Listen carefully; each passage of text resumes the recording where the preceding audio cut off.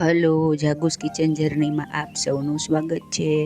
Friends, આજે આપણે બનાવશું એકદમ નવી જ રીતે અને જુદા જ પ્રકારનું તુરિયાનું શાક. આ શાક એટલું સુપર ટેસ્ટી છે ને કે હું તમને શું કહું. તો ચાલો શરૂ કરીએ. સૌથી પહેલાં મેં 250 ગ્રામ તુરિયા લીધા છે અને તેને ધોઈ અને છોલી લીધા છે. હવે આપણે તેની આવી પાતળી સ્લાઇસીસ કરીશું. જુઓ, આપણી તુરિયાની સ્લાઇસ રેડી છે.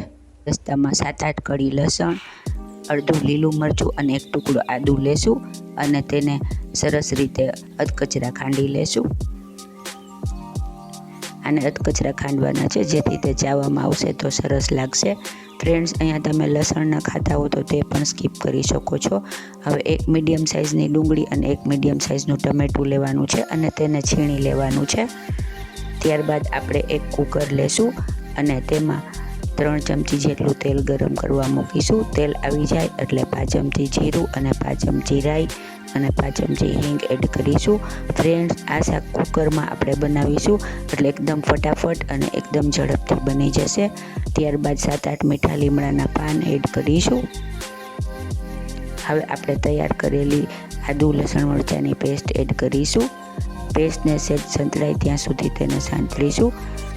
હવે ત્યારબાદ તેમાં આપણે છીણેલી ડુંગળી એડ કરીશું. ડુંગળીને સહેજ આપણે સાંતળી લેશું. થોડી વાર સુધી આવી રીતે તેલમાં સાંતળવાની છે. ત્યારબાદ આપણે તેમાં 1 ચમચી જેટલો ચણાનો લોટ એડ કરીશું. ફ્રેન્ડ્સ, આનાથી આનું શાક એકદમ સરસ સુપર ટેસ્ટી અને ફરસું બનશે. એકદમ નવા જ પ્રકારનું શાક છે તો તમે ચોક્કસથી ટ્રાય કરજો. અને આપણે છૂટું ન બનાવતા કુકરમાં બનાવીએ છીએ એટલે એકદમ ઝડપથી બની જશે. ફક્ત એક જ વિસલ કરવાની છે અને તમારું શાક રેડી થઈ જશે. હવે ચણાનો લોટ એકદમ શેકાઈ જાય એટલે તેમાં બબલ્સ આવી જશે અને તેલ સરસ રીતે છૂટું પડી જશે. આથી આપણને ખ્યાલ આવી જાય કે આપણો ચણાનો લોટ શેકાઈ ગયો છે. જો આવી રીતે એકદમ તેલ નીકળવા લાગશે. હવે આપણે ત્યારે તેમાં ટમેટું છીણી અને એડ કરીશું. ટમેટું પહેલાં નાખવાથી તેમાંથી પાણી છૂટશે. આથી આપણે પહેલાં ચણાનો લોટ નાખીશું અને ત્યારબાદ ટમેટાને નાખીશું. જો પાછળથી ચણાનો નાખશું તો તે સરસ સંતળાશે નહીં. હવે આપણી ગ્રેવી રેડી થઈ ગઈ છે. આપણે તેમાં રેડી કરેલા તુરિયાને એડ કરી દેશું. ફ્રેન્ડ્સ, તમે આવી રીતે ગલકાનું શાક પણ રેડી કરી શકો છો. તે પણ ખૂબ જ સરસ લાગે. હવે આપણે તેમાં મસાલા કરીશું. 1 ચમચી લાલ મરચું પાવડર, 1 ચમચી ધાણા જીરું પાવડર, 5 ચમચી જેટલી હળદર, અડધી ચમચી ગરમ મસાલો. ગરમ મસાલો મેં અત્યારે કિચન કિંગ એડ કર્યો છે. ત્યારબાદ સ્વાદ મુજબ મીઠું એડ કરીશું. આમાં આપણે કોઈ વસ્તુમાં પહેલાં મીઠું એડ કરેલું નથી એટલે મીઠું તે પ્રમાણે નાખવું. સરસ રીતે ચલાવી લેશું.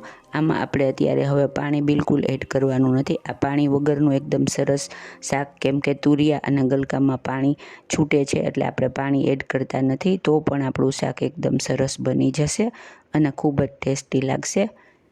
એક વિસલ થઈ ગઈ છે. હવે આપણે રૂમ ટેમ્પરેચર ઉપર આવે એટલે કુકર ખોલી અને જોઈ લેશું. જુઓ, આપણું જોરદાર અને ટેસ્ટી શાક રેડી છે. ફ્રેન્ડ્સ, જો તમે મારી ચેનલ પર નવા હો તો મારી ચેનલને સબસ્ક્રાઈબ જરૂરથી કરજો અને બાજુમાં રહેલ ઘંટડી દબાવી દેજો જેથી મારી નવી રેસીપીનું નોટિફિકેશન સૌથી પહેલાં તમને મળે.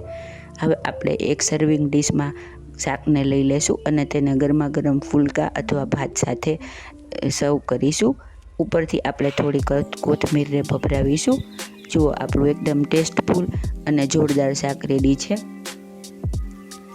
આ શાક આમ થોડાક આપણને બોરિંગ લાગતા હોય પણ આવી રીતે બનાવશો ને તો બધા હોશે હોશે ખાશે અને ખાવાની ખૂબ જ મજા પડી જશે.